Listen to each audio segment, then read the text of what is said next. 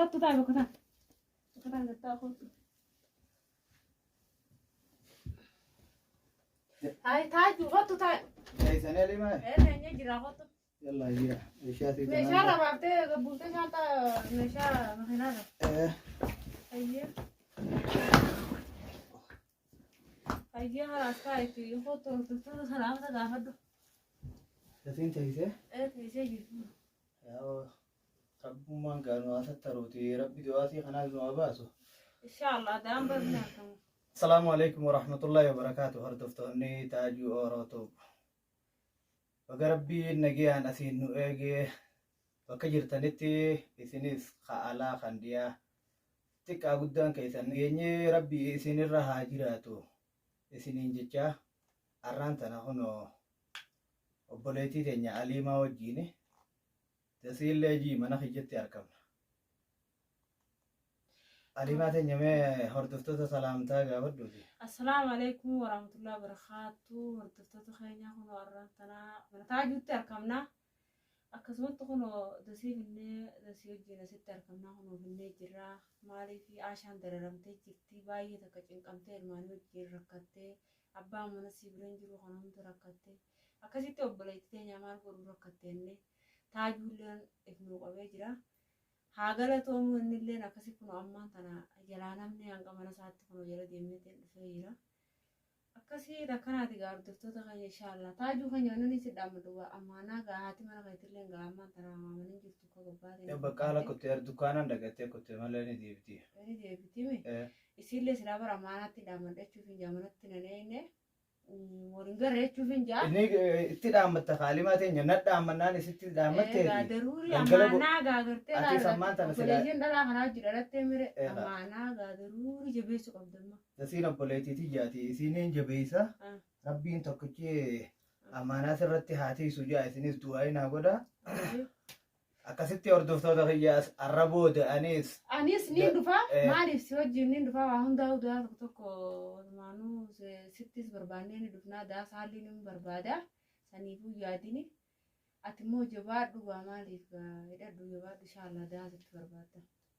akkasii gaataajuu kan nyamee bakka ciibsan gaamee asii miti bakka gartee kurfaa hirribaa geessu barbaachitti qoyisi kurfaa hirribaa ni geessati ati mana hoyyaatis baqqaalaarraa ol deebitu hoggaa mafiraan baqqaalaarraa ol deebite isii kurfaa sii haa geessitu akkasittichi booda anilleen deemeetiin arraan tana booda isiin ol qabdee waa cufaa waan dasiin barbaaddu dasiin arra obboleettiitiyyaa hanqa lubbuun tiyyaa waan feetarra geessutti antasii jala deemee wallaanuun kiyya dirqama bakkaaniin nasruu jamaal dhabetti isii ammaan tana yooniin akkana jalaachi maqe akka kaleeysa nama nasru maayecha qofa dhaabbatee fakkaatti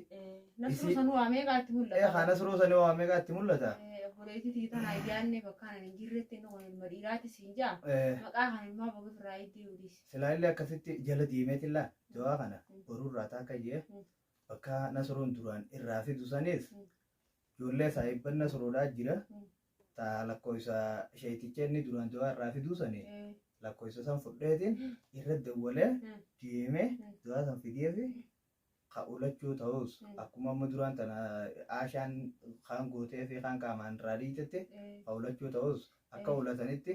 jaartii biyya kannee fi gootuu fi kan irraa dhiquu ta'uunis isiin fuutee irraa dhiituuni akkasitti kaan itti uftee kaan qaama haatiif duudaan beektaa kamataarra dhaaniin ni jira akkasitti maaliif dhalaan nama biraa jiraachuun bareeddu haati mana keetii maa isiin dhalaadhaame qaanfattu itti gootii waamee itti gootii saniifuu waan takka dawoo fiddaafate an dawummaan fidaafe yaani kamataarra dhoonii fi afaanitti obaasanii fi kanneen anuuttiin kan kaan ammoo ka ulatanii fi qaamaan dhiqatan kana haa isiin gootuu isiin haa gootuu fi obboleettii isiiti dhalaa takka dhiirtii waa akkasittiin tajaajiltu isiin bira ni jirti alhamdulillahi rabbiin isiidhaas naa fayyisuu gidduudhaanis du'aayiidhaas itti naa godhaa rabbiin eega isiin manaa baate sababuma qilleensa keessa deemtee qilleensa silaa dur akkasitti wanteettu sanillee qabnee dirqamaan finneemi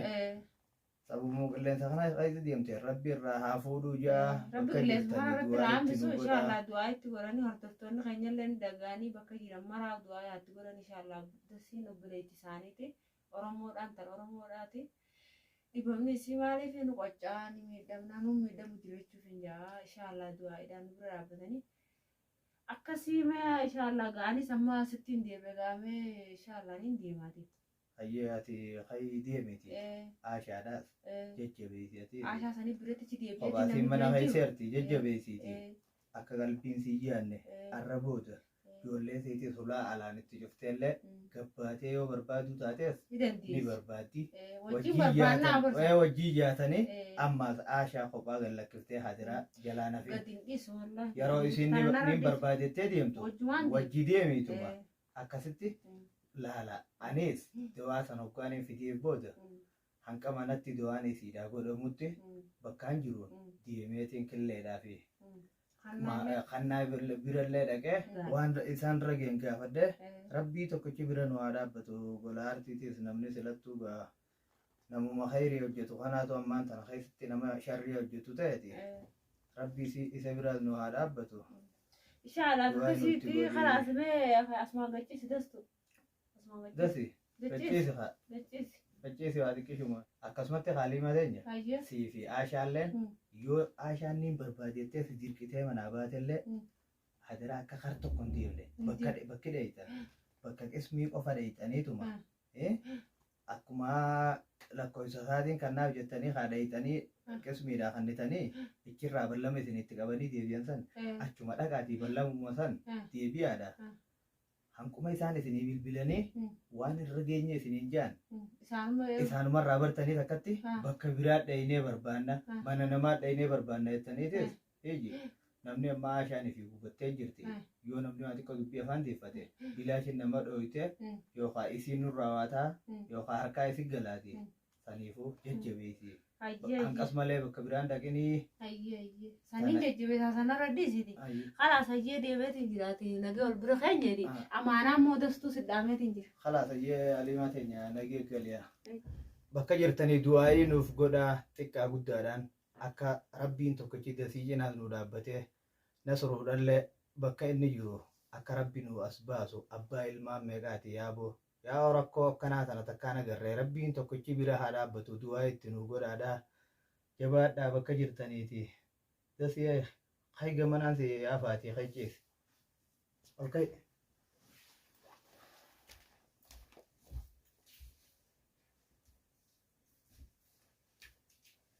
olkay lafa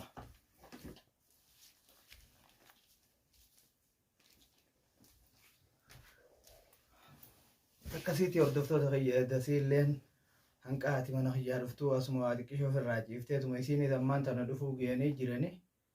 dukkaanni waa xiqqishoo nurraa ichi hiituudha karaarraa waa xiqqochi eegaadha bakki nuti gallu dhufa geeyanii jiran isaanis aliimaalleen akkasumatti aashaa bira deemii ji'eeniitiin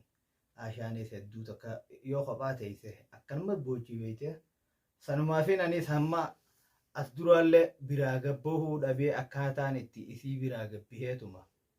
waan takka waan kannaafaan nasruu barbaade kanarra waan isaan irra jiran akkaan itti ilaalu dhabeetumaan taa'u jira bakka jirtanii du'aayii nuuf godhaadha rabbiin tokkichi isin bira haa dhaabbatu jaadha obboleettii teenya tana rabbiin tokkichi sirraa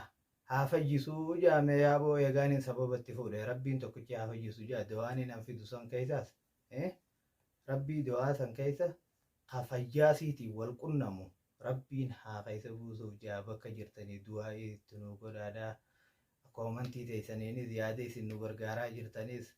galatoomaadhaa hordoftoota kiyya namnummaan akka keessanii takka nu cinaa dhaabbatee hin jiru Oromootiyya nutumaatu wal qaba malee namni biraa kan nu qabuus hin jiru akkasitti jabduun tadasii tana laalamma tadasii tana hoggaa dawaa itti goone ni fayyiti. Inshallah amma booda ni fayyiti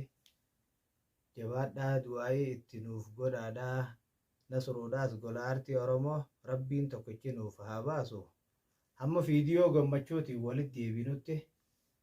isinis bakka jirtanii du'aayii nutti godhaadhaa hadhaan qeebalamu jirti dasiilleen akka durii miti ammaan tana wayyaadha hoggaa dawaa harkattechi booda والله إن شاء الله بإذن الله إذن ربي إني فجيتي